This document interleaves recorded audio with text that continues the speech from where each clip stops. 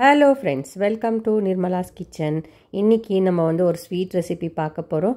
இலை அடை எப்படி செய்யுதுன்னு பார்க்கலாம். இந்த ஸ்வீட் ரெசிபி நம்ம இன்ஸ்டன்ட் அரிசி மாவில் தான் செய்ய போகிறோம். அதுக்கப்புறம் இது ஸ்டீம் பண்ணுறது நம்ம வாழை இலையில் ஸ்டீம் பண்ண போகிறோம்.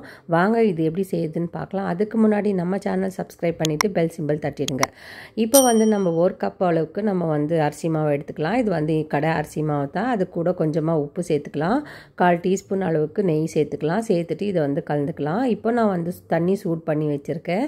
தண்ணி சேர்த்துட்டு நம்ம நல்லா சாஃப்டான ஒரு மாவு பதத்துக்கு நம்ம பிசைஞ்சிக்கலாம். இது நல்லா ஸ்பாஞ்சி மாதிரி இருக்கணும். அந்த மாதிரி நம்ம பிசைஞ்சிக்கலாம். பாருங்கள், நான் நெய் தான் சேர்த்துருக்கேன். நெய் இல்லைன்னா நீங்கள் எண்ணெய் கூட சேர்த்துக்கலாம். நெய் தான் சேர்க்கணும்னு இல்லை. இப்போ இதுக்கு தேவையான அளவுக்கு நம்ம தண்ணி ஊற்றி நல்லா பிசைஞ்சிக்கலாம். இது நல்லா ஒரு சாஃப்டாக நம்ம கை வச்ச உடனே இது நல்லா சாஃப்டாக இருக்கணும். அது வரைக்கும் நம்ம பிசைஞ்சு எடுத்துக்கலாம். இப்போ நான் காட்டுற பாருங்கள், இந்த அளவுக்கு நம்ம பிசைஞ்சு எடுத்துக்கலாம். இப்போ இது கரெக்டான பதம். நம்ம பிசைஞ்சிட்டோம். இப்போ நம்ம மாவை ஒரு முறை எல்லாம் கலந்து கொடுத்துடலாம். மிக்ஸ் பண்ணிவிட்டு இதை 10 நிமிஷத்துக்கு நம்ம அப்படியே வைக்கலாம். பாருங்கள், நான் மூடி போட்டு வைக்கிறேன். மாவு காயக்கூடாது. இப்போ நான் ஒரு கடாய் எடுத்துக்கிறேன். அதில் நான் 1/4 கப் அளவுக்கு நான் வெல்லம் சேர்த்துக்கிறேன். நான் வெல்லத்தை இடித்து வச்சுருக்கேன். அந்த வெல்லத்தை நம்ம சேர்த்துக்கலாம். சேர்த்துட்டு 1/4 கப் அளவுக்கு நான் தண்ணி ஊற்றிருக்கேன். நான் சூடான தண்ணி தான் சேர்த்துருக்கேன். சேர்த்துட்டு இதை நல்லா கலந்து கொடுக்கலாம். இந்த வெல்லம் நல்லா கரைஞ்சி வரணும். இதில் தூசி மண் இருந்துச்சுன்னா நீங்கள் ஃபில்டர் பண்ணிக்கலாம். இது நான் ஃபில்டர் பண்ணி எடுத்துக்கிறேன். அப்புறமா இப்போ பாருங்கள், வெல்லம் நல்லா கரைஞ்சிடுச்சு. இந்த அளவுக்கு இருக்கணும். இந்த வெல்லம் நல்லா கொச்சி கொஞ்சம் கெட்டியாகட்டும். அதுக்கப்புறம் நம்ம தேங்காய் சேர்த்துக்கலாம். நான் 1/2 கப் அளவுக்கு துருவி வச்சு தேங்காய் சேர்த்துக்கிறேன்.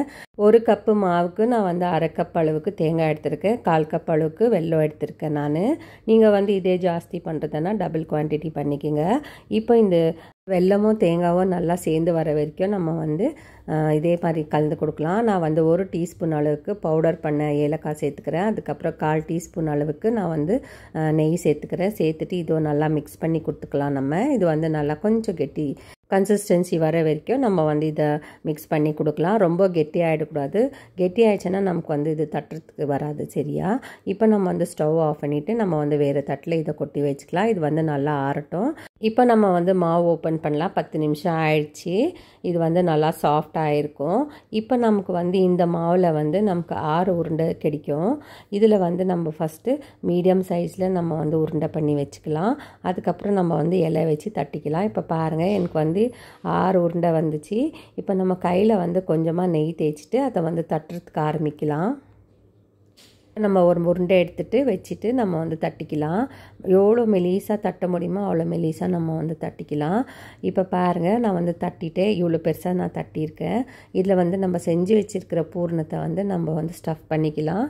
பூர்ணவை ஸ்டஃப் பண்ணிவிட்டு அதுக்கப்புறம் நம்ம இந்த இலையை மடித்து போட்டுக்கலாம். மடித்து போட்டு லேசாக நம்ம ப்ரெஸ் பண்ணி கொடுக்கலாம். சைட்லலாம் கூட நம்ம ப்ரெஸ் பண்ணலாம். இந்த மாதிரி இலை வச்சு நம்ம தட்டிட்டு சைட்லெல்லாம் ப்ரெஸ் பண்ணி கொடுத்துடலாம். அதுக்கப்புறம் இதை ஸ்டீமில் வச்சு நம்ம நல்லா ஸ்டீம் பண்ணிக்கலாம். இப்போ பாருங்கள், நான் கொஞ்சமாக ஓப்பன் பண்ணி காமிக்கிறேன். இது ஓப்பன் பண்ணி காமிக்கணும்னு அவசியம் இல்லை. ஏன்னா நம்ம தட்டி இருக்கிறதுனால நல்லா இது ஒட்டாமல் வரும். நான் இன்னொரு இலை அடை கூட தட்டுறேன். பாருங்கள், தட்டுறேன்.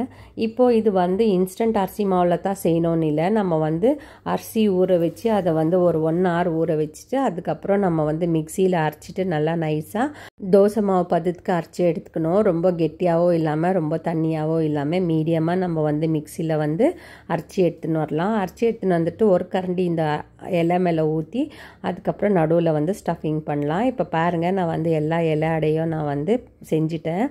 இப்போ நான் ஸ்டீமரில் தான் ஸ்டீம் பண்ணுறேன். இது ரைஸ் குக்கர் ஸ்டீமரு. அதில் நான் வைக்கிறேன்.